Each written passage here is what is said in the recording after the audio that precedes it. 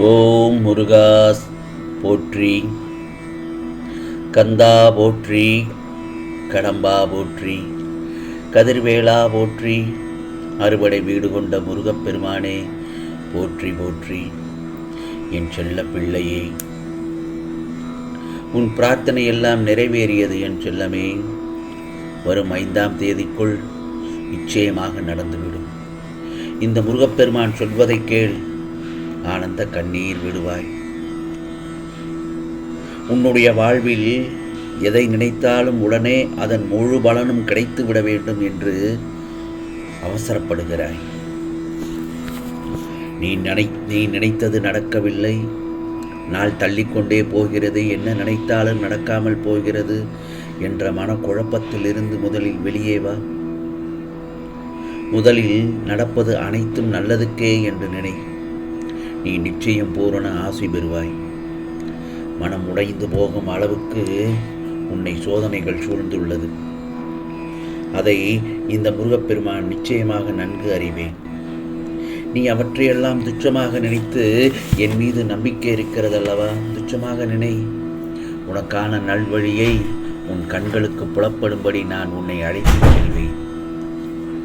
நம்பிக்கை ஒன்றுதான் துயரங்கள் தீர்க்கும் மருந்து.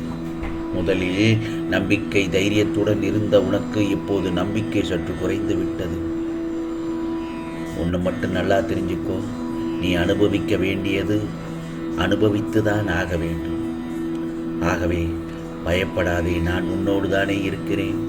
நம்பிக்கையோடு நீ உன் கடமைகளை செய்து கொண்டே இரு. இதோ உனக்கான அந்த நாள் நிச்சயமாக உன்னை தேடி வரும். மகிழ்ச்சி, ஆரோக்கியம், நல்ல பெயருடன் எல்லா செல்வ வளங்களையும் பெற்று சீரும் சிறப்புமாக வாழப்போகிறாய். இந்த முருகப்பெருமானின் பார்வையில் உனக்கான பாவங்கள் எல்லாம் விலகிவிடும். கவலைகள் தீரும், கஷ்டங்கள் நீங்கும், கொடுமைகள் நீங்கும், வருங்காலம் வளமையாக அமையும். உன் நீண்ட நாள் போராட்டங்களுக்கும் பிரச்சனைகளுக்கும் கஷ்டங்களுக்கும் துன்பங்களுக்கும் ஒரு வழி பிறக்கப் போகிறது.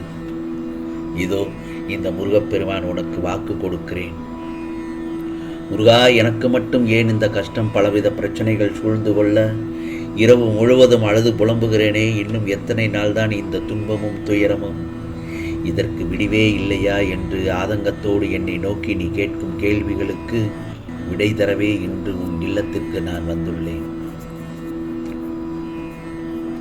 எதை செய்தாலும் என்னிடம் கேட்டுவிட்டு செய்.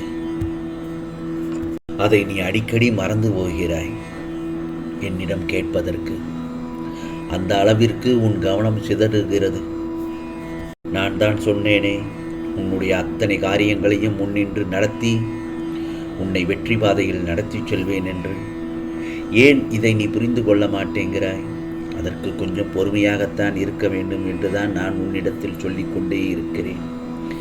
எப்போதும் ஏதோ ஒரு யோசனையுடன் இருந்து கொண்டு உன்னை சுற்றி உள்ளவர்கள் என்ன பேசுகிறார்கள் என்பதை காதில் வாங்கி கொண்டாலும் கருத்தில் பதிய விடாமல் இருந்தால் என்ன அர்த்தம்? நீ யோசனை செய்து கொண்டே இருப்பதால் நீ நினைப்பதெல்லாம் நடந்து விடுமா? அதற்குரிய நேரத்தை நான் உண்டாக்க வேண்டாமா? நீ எதிர்பாராத விஷயங்களை நீ எதிர்பாராத நேரங்களில் நான் செய்து கொடுக்கவில்லையா? சற்று யோசனை செய்துவான். அதே போலத்தான் எல்லாம் சுகமாக சுபமாக முடியும். உன்னை எந்த ஒரு சூழ்நிலைகளிலும் உன்னை பரிதவிக்க விட்டு நான் எங்கும் சென்று விட மாட்டேன். உன்னை திருத்தி அமைக்கவே நான் இவ்வாறு செய்கிறேன். என் பிள்ளை எந்த தவறு செய்தாலும் அதை அவர்களுக்கு புரியும்படி கூறுவேன்.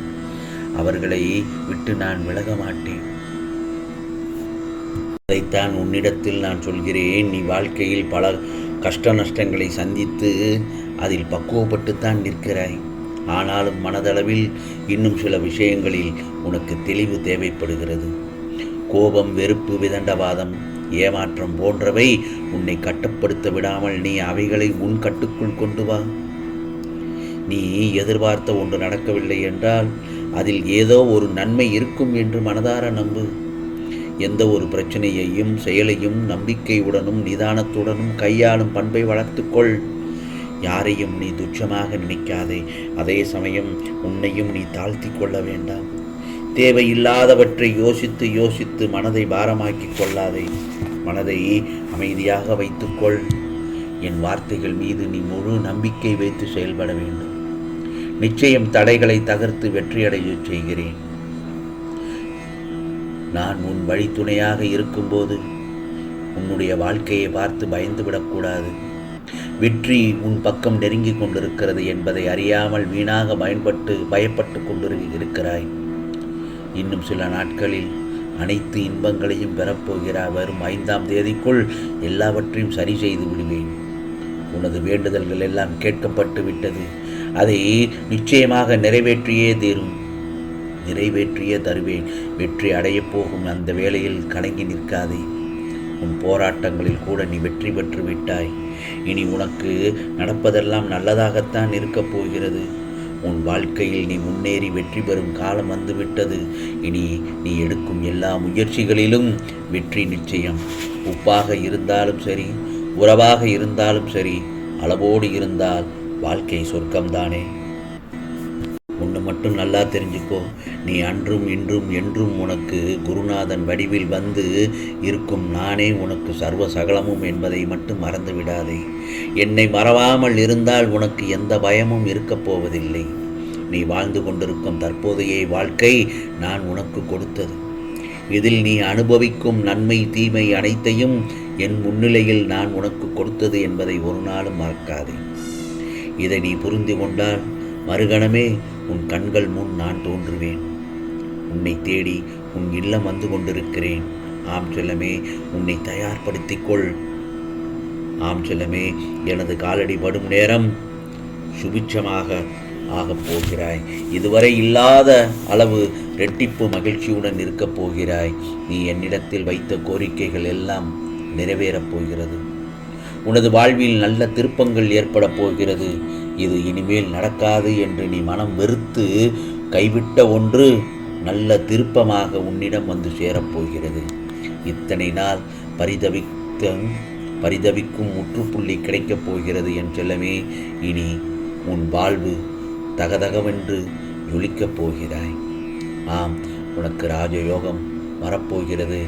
ஆம் செல்லமே, நான் சொல்வதை கேட்டு நடந்து உனது வாழ்க்கையை சொர்க்கமாக்கிக்கொள். உனக்கு எல்லாம் நல்லதாக நடந்த பின்பு ஆனந்த கண்ணீர் விடுவாய். பிறகு என்னுடைய ஆலயம் நோக்கி முருகா முருகா என்று எனக்கு நன்றி சொல்ல ஓடோடி வருவாய். உனக்கானதெல்லாம் நிச்சயமாக நல்லது நடக்கும். நல்லது மட்டுமே நடக்கும். அதுவும் நன்மையாகவே இருக்கும். ஓம் முருகா சரணம். ஓம் முருகா சரணம். ஓம் முருகா சரணம்.